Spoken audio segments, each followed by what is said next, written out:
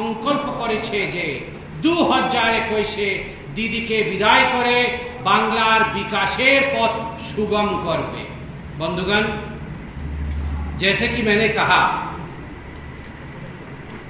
बंगाल में भारतीय जनता पार्टी तीव्र गति के साथ विकास कार्य आगे बढ़ा रही है, केंद्र सरकार के माध्यम से बढ़ा रही है। आज बंगाल की जनता ये विश्वास करती है कि जिस प्रकार से मोदी जी ने केंद्र सरकार में रहते हुए पूरे हिंदुस्तान को और खास करके बंगाल को विकास के राह में आगे बढ़ाया है, अगर डबल इंजन की सरकार होगी, पूर्ण बहुमत की 200 से अधिक सीट लेकर पूर्ण बहुमत की सरकार भारतीय जनता पार्टी बंगाल में बनाएगी और जो संकल्प पत्र भाजपा लेके आई है, उस संकल्प पत्र को आगे रखते हुए भाजपा काम करेगी, तो किसी का अगर मंगल होगा, किसी का अगर विकास और उन्नयन होगा, तो वह बंगाल के इस पवित्र भूमि का होगा। और इसी कारण से जनता ने ये तय किया है कि भारतीय जनता पार्टी की ही सरकार को बंगाल में स्थापित करना है। आपको पता है, आदरणीय अमित शाह जी ने एबार सोनार बांग्ला, एबार बीजेपी, इस प्रकार से घोषणा पत्र अर्थात संकल्प पत्र को जारी किया था। मुख्य बिंदु क्या है इस घोषणा पत्र के? आप सभी जानते हैं किस प्रकार से पुनः सोनार बांग्ला को स्थापित करना है। एबार महिला, एबार बीजेपी, किस प्रकार से महिलाओं की शक्ति को पुनः स्थापित करना है। एबार जुबो, एबार बीजेपी, युवाओं के शक्ति को किस पर एक आगे बढ़ाना है। इन सभी विषयों को लेकर हमारा ये संकल्प पत्र रहा है। मैं बधाई देता हूं भारतीय जनता पार्टी के बंगाल के नेतृत्व को, मैं बधाई देता हूं आदरणीय दिलीप घोष जी को, और मैं बधाई देता हूं भारतीय जनता पार्टी के बंगाल के प्रत्येक कार्यकर्ता को, जिन्होंने इस प्रकार का एक संकल्प पत्र बनाया है जिसमें 33% रिजर्वेशन महिलाओं के लिए नौकरी में रहेगी। केजी से लेकर पीजी तक किस प्रकार से मातृशक्ति को मुफ्त में शिक्षा मिल सके, इस विषय में इस संकल्प पत्र ने चिंता किया है। पहले जिस प्रकार टीएमसी की सरकार जो विधवा भत्ता था, जो हमारी माताएं थी, उन माताओं को केवल 1000 रुपए की एक भत्ता मिलता था। अब यह भत्ता भारतीय जनता पार्टी की सरकार आते ही 2 मई के बाद 3000 रुपए प्रति माह हमारे विधवा माताओं को मिलेगा। यह अपने आप में अंत्योदय की एक बहुत बड़ी कड़ी है। एबार कृषक, एबार बीजेपी, कृषि को आगे बढ़ाना, किसानों को आगे बढ़ाना, यही बीजेपी का लक्ष्य है, यही सोनार बांग्ला का लक्ष्य है। और सबसे बड़ी बात है, कृषि सम्मान निधि को ममता बनर्जी की टीएमसी सरकार ने संपूर्ण रूप से निरस्त किया।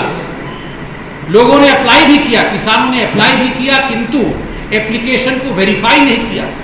प्रधानमंत्री जी ने विगत 25 दिसंबर को बताया था कि हम चाहते हैं अकाउंट में पैसा जाए, किंतु इसे रोका गया। मैं बधाई दूंगा मोदी जी को कि मोदी जी ने बंगाल की पवित्र भूमि से जो घोषणा की कि हम जिस दिन सत्ता में आएंगे कृषक सम्मान निधि को एरियर सहित लगाएंगे।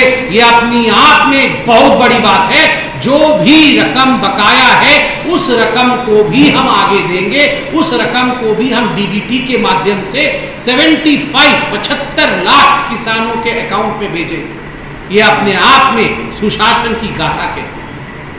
भारत की सरकार 6000 रुपए प्रति माह देती, प्रति वर्ष देती है कृषि सम्मान निधि में। मैं बधाई दूंगा बंगाल के इस संकल्प पत्र के बनाने वालों को, केंद्र सरकार को और यहाँ की बंगाल की यूनिट को कि ये निर्णय लिया गया है कि बंगाल में 10,000 रुपए प्रति वर्ष प्रति किसान को, ऐसे 75 लाख किसानों को दिया जाएगा। 6000 रुपए केंद्र का और 4000 रुपए हमारी सरकार यहाँ से जोड़ के दी। वंचित रखा गया था किसानों को इतने वर्षों तक अपने अधिकार से टीएमसी के शासनकाल में। बंधुगण, ठीक उसी प्रकार बंगाल, ये तो दूध दही का राज्य है। मिष्टी दोई के बिना बंगाल का भोजन कंप्लीट नहीं हो सकता, पूर्ण नहीं हो सकता। मैं तो खुद उड़ीसा का हूँ। और बंगाल का ये जो कल्चर है, जो खान पान है, हमारा खान पान है, किस प्रकार ये मिष्टी दोई को आगे बढ़ाया जा सके, किस प्रकार दूध के उत्पादन को आगे बढ़ाया जा सके, इस व्हाइट रिवॉल्यूशन के लिए 1000 करोड़ रुपए का प्रावधान संकल्प पत्र में किया गया है। एबार स्वास्थ्य एबार बीजेपी। देखिए बंधुगण, विगत 10 वर्ष से ही क्यों, मैं तो कहूंगा ये बंगाल जैसे महान राज्य का दुर्भाग्य है कि जब से भारत आजाद हुआ, कुछ ऐसी सत्ताधीन पार्टी बंगाल के सत्ता पर आसीन रही जिन्होंने अपना तो मंगल किया मगर बंगाल का मंगल कभी नहीं किया। अनेकों वर्षों तक कांग्रेस, लगभग 34 वर्षों तक सीपीआईएम और अब 10 वर्षों तक जिस प्रकार से कुशासन टीएमसी का रहा है, स्वास्थ्य के ऊपर जिस प्रकार का प्रहार हुआ है, ये बहुत दुखद है। सभी भारतवासियों के लिए आयुष्मान भारत की योजना मोदी जी ने बनाई, किंतु बंगाल में जिद के कारण, अहंकार के कारण, ईगो के कारण ममता जी ने, दीदी ने आयुष्मान भारत नहीं लगाया। हजारों लाखों करोड़ों लोगों को नुकसान। आज इस संकल्प पत्र के माध्यम से मोदी जी ने यह वादा किया कि हम सरकार में आते ही आयुष्मान योजना की जो पूरे के पूरे बारीक विषय हैं, पूरा का पूरा रकम 5 लाख रुपए का बंगाल की जनता को हम ये मुहैया करेंगे। उनके स्वास्थ्य के लिए हम जवाबदेह होंगे, हम आपके साथ सदैव खड़े रहेंगे। यह मोदी जी का प्रण है। 3 all India institute of medical sciences खोले जाएंगे, उत्तर बंगाल में, जंगल महल में और सुंदरबन में। एबार जुबो एबार बीजेपी। प्रत्येक परिवार से एक युवक को, एक व्यक्ति को नौकरी देकर भारतीय जनता पार्टी बेरोजगारी की जो मार बंगाल के युवक टीएमसी के अंतर्गत झेल रहे हैं, हम उसको समाप्त करेंगे। आज युवा शक्ति एक बहुत बड़ी शक्ति है। मैं आह्वान करना चाहता हूं युवा शक्ति का कि आप नरेंद्र मोदी जी के इस संकल्प पत्र को पढ़िए, आप भाजपा के इस संकल्प पत्र को देखिए। प्रत्येक घर से एक युवा को नौकरी मिलेगा, प्रत्येक घर से एक व्यक्ति को नौकरी मिलेगा, जिससे उसका परिवार स्वावलंबी हो सकेगा, आगे बढ़ सकेगा। एबार सुशासन एबार बीजेपी। सुशासन के माध्यम से बीजेपी कैसे आगे बढ़े। देखिए बार बार जो लोग भी बंगाल से बाहर सुनते हैं, एक बात तो स्पष्टतः वो जान चुके हैं कि इस बार चाल चोर सरकार चाहिए ना, तिरपाल चोर सरकार चाहिए ना। ये जो कट मनी की सरकार है, ये जो चावल चोर, अम्फान के पैसे को चोरी करने वाली सरकार, हर विषय में करप्शन को आगे बढ़ाने वाली सरकार, कोल स्कैम की सरकार, यह बंगाल की भूमि ऐसा सरकार नहीं चाहती है। अब वो सुशासन चाहती है और सुशासन को लाने के लिए एंटी करप्शन के जो मेजर्स होने चाहिए, भ्रष्टाचार के विरोध जो भी ताकत होनी चाहिए, उसे भारतीय जनता पार्टी खड़ा करे। एसआईटी के माध्यम से भारतीय जनता पार्टी उन तमाम स्कैमों का जांच करेगी।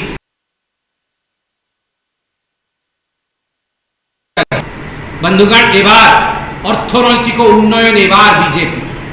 किस प्रकार से अर्थनीति को आगे बढ़ाकर, इकोनॉमी को आगे बढ़ाकर सोनार बंगला को उसके लिए एक इकोनॉमिक रिवाइवल टास्क फोर्स बनाया गया है। और किस प्रकार 1500 करोड़ रुपए, ये मैं स्पेशल मेंशन करना चाहूंगा, बंगाल का जो सबसे बड़ा इंडस्ट्री रहा है वो जूट इंडस्ट्री रही, और किस प्रकार टीएमसी और उससे पहले कम्युनिस्ट और कांग्रेस के राज्य में धीरे धीरे ये जूट इंडस्ट्री समाप्त हुई है, वो हम सबने देखा। 1500 करोड़ रुपए का एक पैकेज बना करके इसे पुनः रिवाइव कराना, यह भारतीय जनता पार्टी ने अपने संकल्प पत्र में कहा है, ये बहुत स्वागत योग्य कदम है। एबार पूरी कथामो एबार बीजेपी। इंफ्रास्ट्रक्चर को आगे बढ़ाकर हमने इसी बंगाल की पवित्र भूमि में देखा था किस प्रकार से करप्शन के कारण एक ब्रिज गिर गया था, और लाइव टीवी में हमने देखा था छटपटाते हुए गरीब साधारण लोग किस प्रकार उस पर दब गए थे। इंफ्रास्ट्रक्चर की आवश्यकता है। इंफ्रास्ट्रक्चर को आगे बढ़ाने के लिए वो तमाम प्रयोजन किए जाएंगे जो भारतीय जनता पार्टी ने बिजली, पानी, सड़क, टॉयलेट के माध्यम से इस बार के संकल्प पत्र में आगे बढ़ाया है। एबार संस्कृति एबार बीजेपी। यह कोई साधारण भूमि नहीं, बंगाल की भूमि संस्कृति की भूमि, यह आदरणीय टैगोर जी की भूमि है, यह सुभाष जी की भूमि, यह भूमि सोनार बांग्ला की भूमि। और यहाँ अपने संकल्प पत्र के माध्यम से भारतीय जनता पार्टी ने स्पष्ट किया है कि हम सरकार में आएंगे तो we will institute a Tagore prize. जैसे विश्व में नोबेल प्राइज है, वैसे ही आदरणीय टैगोर जी के नाम से टैगोर प्राइज हो। ठीक उसी प्रकार जिस प्रकार विश्व में ऑस्कर अवार्ड्स है, सत्यजीत राय जी के नाम से भी हम अवार्ड देंगे। और 11,000 करोड़ रुपए वेस्ट बंगाल को भारत की सांस्कृतिक राजधानी, कल्चरल कैपिटल बनाने के लिए इस संकल्प पत्र में हमने संकल्प लिया है, हमने ये वादा किया। 11,000 करोड़ रुपए। आप याद करिए, यहां पर पीसी और भाइपो की सरकार थी, यहां करोड़ों करोड़, हजार करोड़ रुपए, हजारों करोड़ रुपए केवल और केवल अपने महत्वाकांक्षा के लिए, केवल और केवल अपने भ्रष्टाचार के लिए समाप्त कर दिया गया। यहां मोदी जी 11,000 करोड़ रुपए बंगाल के इतिहास को, बंगाल के स्वाभिमान को, बंगाल की संस्कृति को पुनः जागृत करने के लिए उन्होंने संकल्प पत्र में लिखा है। मुझे लगता है ये बहुत बड़ा कदम है, ये स्वागत योग्य कदम है। जितने भी यहाँ मंदिर है बंगाल में, जितने भी यहाँ मंदिर है बंगाल में, ये पुण्य भूमि है, यह माँ काली की भूमि है, ये माँ दुर्गा की भूमि है, भद्रकाली की भूमि है। मैं सभी देवी देवताओं को यहाँ नमन करता हूँ और मैं धन्यवाद करता हूँ भारतीय जनता पार्टी का कि करोड़ों रुपए, लगभग 100 करोड़ से अधिक रुपए भारतीय जनता पार्टी ने इन महत्वपूर्ण मंदिरों के जीर्णोद्धार के लिए, उनके रिपेयर के लिए रखा है। एबार पर्यटन, एबार बीजेपी, क्या नहीं है बंगाल? पर्यटन के दृष्टिकोण से, टूरिज्म के दृष्टिकोण से बंगाल आज पूरे हिंदुस्तान का नंबर 1 राज्य होना चाहिए, किंतु मुझे दुख के साथ कहना पड़ रहा है, संस्कृति होते हुए, इतिहास होते हुए, महान धरोहर होते हुए, पर्यटन के एक से बढ़कर एक स्थान होते हुए, जिस प्रकार यहाँ वैमनस्यता की राजनीति की गई, जिस प्रकार यहाँ तुष्टीकरण की राजनीति की गई, यहाँ भ्रष्टाचार को आगे बढ़ाया गया है, पर्यटन के प्रति और टूरिज्म के प्रति टीएमसी की सरकार का कोई ध्यान नहीं था। भारतीय जनता पार्टी ने 1,000 करोड़ रुपया का एक कॉर्पस फंड टूरिज्म को आगे बढ़ाने के लिए अपने संकल्प पत्र में रखा है। ये स्वागत योग्य कदम है। एबार सोबार विकास, एबार बीजेपी, सबका साथ, सबका विकास, सबका विश्वास, यही मोदी जी का मूल मंत्र रहा। सोबार विकास, सबका विकास हो, सभी आगे बढ़े, जाति धर्म के आधार पर कहीं बंटवारा ना। इतने वर्षों तक बंगाल में हुआ क्या? तुष्टीकरण की राजनीति के माध्यम से जिस प्रकार एक समुदाय विशेष के लिए तो चिंता किया गया, किंतु दूसरे समुदाय को जिस प्रकार से पीछे छोड़ा गया, अपीजमेंट की इस कहानी को, तुष्टीकरण की इस कहानी को पूरा हिंदुस्तान आज जानता है। और मैंने बंगाली में थोड़ी देर पहले कहा कि वही ममता बनर्जी जो दुर्गा पूजा में दुर्गा पूजा विसर्जन को रोकने के लिए एड़ी चोटी का जोर लगा देती थी, वही ममता बनर्जी आज बाध्य हो रही है, मंच मंच में जाकर वो चंडी पाठ करने का प्रयास कर रही है। क्यों? क्योंकि वो जान चुकी है कि टीएमसी का और उनके तुष्टीकरण की नीतियों का संपूर्ण रूप से पर्दाफाश हो गया है और जनता अंदर से जागृत हो गई। बंधुगण, ठीक उसी प्रकार हमने स्पष्ट किया है कि जो भी रकम अकाउंट पे ट्रांसफर किए जाएंगे वो डीबीटी के माध्यम से ट्रांसफर किए जाएंगे, ताकि कट मनी का ये जो संस्कार टीएमसी ने चलाया है वो समाप्त हो। जो रेफ्यूजीज यहाँ हिंदुस्तान में रह रहे हैं और खास करके जो रेफ्यूजी बंगाल में रह रहे हैं, उनके लिए 10,000 रुपए डीबीटी के माध्यम से उनके अकाउंट में जाएगा। यह अपने आप में 5 वर्ष के लिए जो प्रोविजन किया है, 10,000 रुपए प्रति वर्ष 5 वर्षों के लिए रेफ्यूजी बंधुओं के अकाउंट में जाएगा। यह अपने आप में मुझे लगता है पूरे भारतवर्ष में रेफ्यूजियों के लिए एक बहुत बड़ा कदम है और भारतीय जनता पार्टी मानवता के साथ आगे बढ़ती है, यह इसकी परिचायिका है। बंधुगण, ठीक उसी प्रकार जो मथुआ दलपति हैं उनके लिए 3,000 रुपए दिए जाएंगे भत्ते के रूप में, यह भी एक बहुत बड़ा संकल्प है।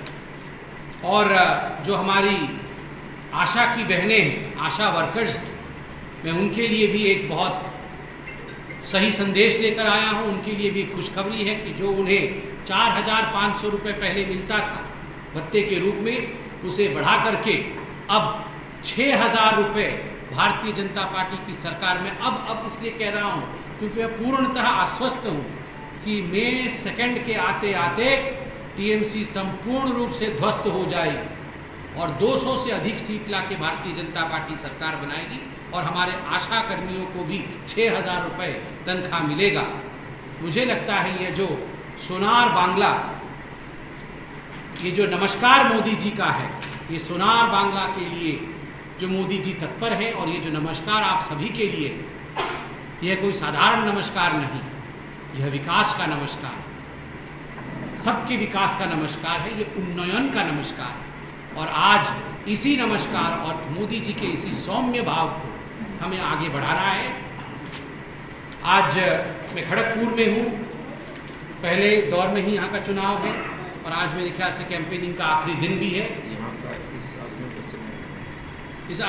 आसन का सेकंड फेज में है, मगर खड़गपुर का मुख्यतः फर्स्ट फेज में है और आज आखिरी दिन भी है। भारतीय जनता पार्टी के सभी हमारे उम्मीदवारों को बहुत बहुत शुभकामनाएं। मोदी जी के विकास की नीति के साथ उनके छत्रछाया में, विकास के छत्रछाया में वो आज ये चुनाव लड़ रहे हैं, ये अपने आप में उनके लिए बहुत बड़ा विषय है। वो विजयी हों और मई 2 को जय जीत होकर वो आए, यही कह के मैं अपने वाणी को विराम दूंगा। कोई प्रश्न हो तो आप अवश्य पूछें। बोल रहे हैं कि संदीप जी, मुख्यमंत्री ममता बनर्जी जिस सभा में जा रही है, बोला जा रहा है कि बाहरी गुंडे आ रहे हैं, उत्तर प्रदेश से बाहरी गुंडे आ रहे हैं, पान गुटखा खाने वाले गुंडे आ रहे हैं। क्या कहेंगे कि राज्य के मुख्यमंत्री इस तरह का जो, देखिए, आदरणीय ममता जी के बहुत सारे वक्तव्यों को, उनके बहुत सारे स्पीच को मैं बड़े ध्यान से यहाँ सुन रहा हूँ और मुझे कहते हुए कोई संकोच नहीं है और दुख हो रहा है कि ममता जी कहीं ना कहीं बौखलाहट में दिख रही है। She looks as if she is frustrated. Mamata ji looks as if she knows the result already. ऐसा प्रतीत हो रहा है मानो ममता जी रिजल्ट जान चुकी है। 2 मई को क्या होने वाला है, टीएमसी जा रही है, वो ये जान चुकी है। इसलिए बंगाल की भोली भाली जनता को गुंडा कह रही है। मैं अमित जी के रोड शो में देख रहा हूं, लाखों लोग उनके रोड शो के आगे हैं। मैं नड्डा जी के रोड शो में देख रहा हूं, लाखों लोग उनके रोड शो में भाग ले रहे हैं। क्या ये सारे लोग उत्तर प्रदेश के हैं? क्या ये सारे लोग बिहार के हैं? क्या ये सारे लोग हम कहीं बस में और ट्रक में लोड करके ला रहे हैं? बिल्कुल नहीं, ये आप हैं। ये बंगाल की भोली जनता है, विद्वान जनता है। उनको आप अगर पान गुटखा खाने वाले गुंडा कहेंगे तो मुझे लगता है ये अनादर है और अनादर नहीं करना चाहिए। आयुष्मान भारत को लेकर अभिषेक बनर्जी बार बार कह रहे हैं ये सिर्फ 1 करोड़ लोगों के लिए है। वो बार बार अपने मन से दोहराते हैं कि स्वास्थ्य साथी जो है वो सभी के लिए है, लेकिन केंद्र सरकार ने जो आयुष्मान भारत की जो बात कह रही है वो केवल 1 करोड़ लोगों को दिया जाएगा। इस बारे में क्या? देखिए, पहली बात तो है, मैं कहना चाहूँगा टीएमसी को कि ठीक है, आप अपना कोई स्कीम चलाना चाहते हैं। आपने बहुत देर आरंभ किया इस स्कीम को, अब जाके आरंभ किया है स्कीम को जब जाने वाले हैं। ये पहले से क्यों नहीं आरंभ किया? चलिए, राज्य सरकार कोई स्कीम आरंभ कर रही है, आप भी कुछ पैसा देना चाहते हैं गरीब, अच्छी बात है। जो पैसा केंद्र से आ रहे हैं उसे क्यों रोका हुआ है भैया? उसे भी आने दीजिए। कृषकों को जो 6,000 रुपये प्रति माह प्रति वर्ष केंद्र सम्मान निधि के माध्यम से भेज रही है, उसे भी आने दीजिए, आप अपना पैसा भी दीजिए। यही तो हम करने वाले हैं। मई 2 के बाद जब हम सरकार बनाएंगे तो हम 6,000 रुपये जो मोदी जी भेज रहे हैं और 4,000 रुपये अपना जोड़ करके 18,000 रुपये जो एरियर है उसे जोड़ करके हम किसानों को देंगे। ये तो पूरे हिंदुस्तान का एक ऐतिहासिक कदम होगा। और आयुष्मान भारत में भी आप अपना रकम दीजिए और 5 लाख रुपए जो केंद्र सरकार दे रही है प्रत्येक परिवार को, उसे भी दीजिए। क्यों वंचित रखा जाए? यही प्रश्न हम आज ममता जी से पूछ रहे हैं। दीनहाटा में जो घटना हुआ है उसको लेके आप क्या बोलेंगे? पूरा बंगाल में ऐसे आरोप है, बंगाल में ऐसे ये घटना को ऐसे हत्या किया जा रहा है, वो हत्या या आत्महत्या है, क्या बोलेंगे? देखिए, बहुत दुख के साथ हमारे एक कर्मी, हमारे एक कार्यकर्ता को जिस प्रकार से दीनहाटा में फांसी के साथ मारा गया। भारतीय जनता पार्टी सदैव लोकतंत्र, सदैव अहिंसा और सदैव विकास में विश्वास रखते हैं। मुझे बहुत कष्ट हो रहा है कहने कि बंगाल की इस पवित्र भूमि में विगत कुछ वर्षों में जिस प्रकार से भारतीय जनता पार्टी के कार्यकर्ताओं के ऊपर अत्याचार हुआ, उनकी हत्याएं की गई, 130 से अधिक कार्यकर्ताओं की हत्या कर दी गई, सिर्फ इसलिए क्योंकि वो भारतीय जनता पार्टी एक विचारधारा को सपोर्ट करता है। और यही ममता बनर्जी, आप याद करिए, यही ममता बनर्जी, यही कम्युनिस्ट के लोग, सीताराम येचुरी, यही राहुल गांधी तो खैर बंगाल आ ही नहीं रहे हैं डर के मारे, यही सारे लोग हाथ पकड़ करके कि we are the custodians of democracy, हम डेमोक्रेसी को बचाएंगे, हम कॉन्स्टिट्यूशन के कस्टोडियन हैं, हम कॉन्स्टिट्यूशन ऑफ इंडिया, संविधान को हम बचाएंगे। ये लोगों को फांसी देकर, लोगों की हत्या करके कॉन्स्टिट्यूशन बचती है क्या? 130 लोगों को, 130 से अधिक कार्यकर्ताओं को मार दिया गया। आदरणीय नड्डा जी ने उनका तर्पण किया है अपने हाथों से। ये कॉन्स्टिट्यूशन बचाना है? देखिए, बंगाल की जनता से हाथ जोड़ के एक ही प्रार्थना है, मतभेद रखिए, मनभेद रखिए, कुछ भी रखिए, ये जो हत्या करने वाली पार्टी है, जो लोग हत्या करते हैं, उनका बिल्कुल आप समाप्ति करिए लोकतांत्रिक तरीके से। मई 2 को ऐसी पार्टी को वोट ये हारनी चाहिए, ऐसी पार्टी को 8वें फेज में वोट नहीं देना चाहिए जो हत्या करती है। दिनहाटी में जो हुआ है, अपने कार्यकर्ता के साथ हम थे, हैं और हमेशा रहे। सर, जो एक तो बात है सर, जो काल सबंग में बीजेपी का आरोप में अभियोग है, जो बीजेपी बोमबाजी किया है तृणमूल कर्मी के ऊपर में, उसको सबंग अस्पताल में एडमिट किया। आप अभी बोल रहे हैं जो दंगाबाज पार्टी, जो भी आप बोल रहे हैं, इसको हटाना है। अभी काल आरोप है जो बीजेपी उधर बोमबाज किया है रात 7 बजे, क्या बोलना चाहिए? बोमबाजी कौन कर रहा है? बम कौन फेंकता है? इतने वर्षों से यहाँ बम की फैक्ट्री लगा के कौन बैठा था? इतने वर्षों से, चलिए आज तो इलेक्शन चल रहा है, आज से 1 महीने पहले यहाँ कानून की व्यवस्था किसके हाथों में थी? आज भी कानून की व्यवस्था किसके हाथों में है? सरकार किसकी है? 10 वर्षों से तृणमूल कांग्रेस की सरकार है। यहाँ बम की फैक्ट्री क्यों बनती है? यहाँ कहीं भी रैली होने से पहले 400-500 बम क्यों पकड़े जाते? ये सरकार आंख मूंद करके क्यों बैठी हुई थी? सरकार ने बम बनाने वालों को पकड़ा नहीं, क्यों नहीं पकड़ा?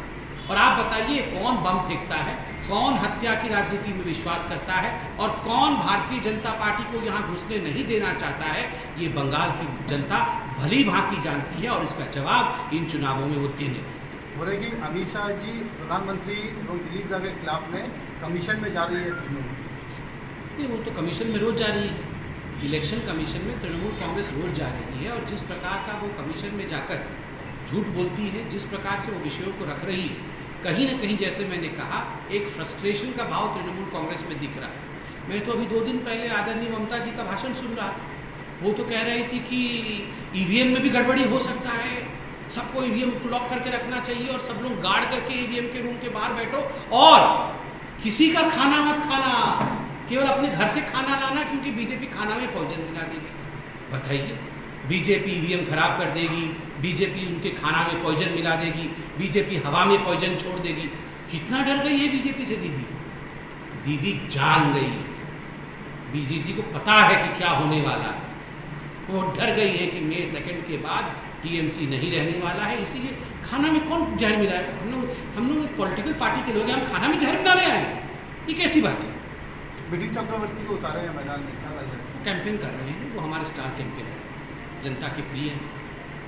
आप खुद एक डॉक्टर है, तो वेस्ट बंगाल में डॉक्टर का शॉर्टेज बहुत है और जो कल्याणी का जो एम्स वो होने में इतना टाइम लग रहा है और 2 एम्स का वादा किया, तो आप लोग सत्ता में आने से कितना जल्दी करेंगे और इसको लेके आपका संकल्प पत्र में क्या है?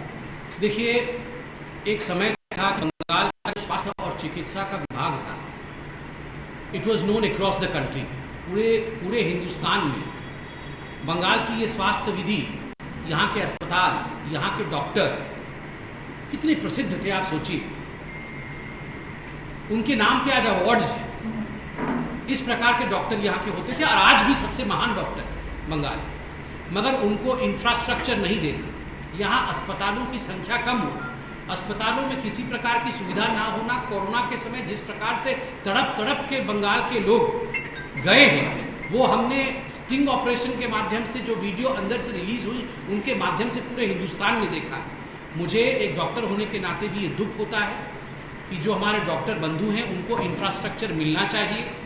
कई लोगों की तनख्वाहें भी समय पर नहीं मिलती हैं, उनको तनख्वाहें भी समय पर मिलनी चाहिए। सारी फैसिलिटी उनको मिलनी चाहिए। मैं बिल्कुल कहूँगा कि हम सरकार में आएंगे 3 एम्स जिसके विषय में हमने संकल्प पत्र में कहा है, और पूरा का पूरा स्वास्थ्य स्ट्रक्चर को रिवैम्प करना, यह भी हमारे उद्देश्य में है, यह भी हमारे संकल्प में हम इसे करेंगे। Thank you. एक फाइनल एक question sir, last question. Dilip Ghosh ji पिछले दिन कुछ कहा था ममता बनर्जी के बारे में, उसका पैर के चोट के बारे में, वो खुद पैर दिखाने के लिए बरमूडा तो पहन सकती है, तो इसको लेके बहुत शोरगुल हुआ है। तृणमूल से कहा गया है कि ये नारी के विरुद्ध में गलत शब्द इस्तेमाल किया, आप क्या बोलेंगे? देखिए, दिलीप घोष जी भारतीय जनता पार्टी बंगाल प्रदेश के अध्यक्ष हैं, यहाँ के सांसद हैं, और मैं बिल्कुल पूरी तरह से मैं मानता हूँ कि दिलीप जी की अध्यक्षता में ये जो चुनाव हो रहे हैं, वो कैंपेनिंग कर रहे हैं, भारतीय जनता पार्टी की जीत होगी। 200 से अधिक सीट लेके भारतीय जनता पार्टी यहाँ सरकार बनाएगी, बंगाल की जनता का भला होगा। माँ माटी मानुष की बात तो टीएमसी करती थी, मगर माँ और माटी को अगर सही मायने में कोई अगर सम्मान देगा तो वो भारतीय जनता पार्टी ही देगी। बहुत बहुत धन्यवाद। একটা জয়নিং আছে।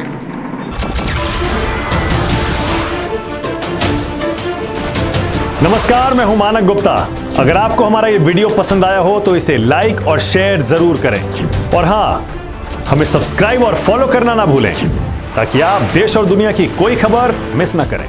तो जुड़े रहिए हमारे साथ और देखते रहिए न्यूज़ 24।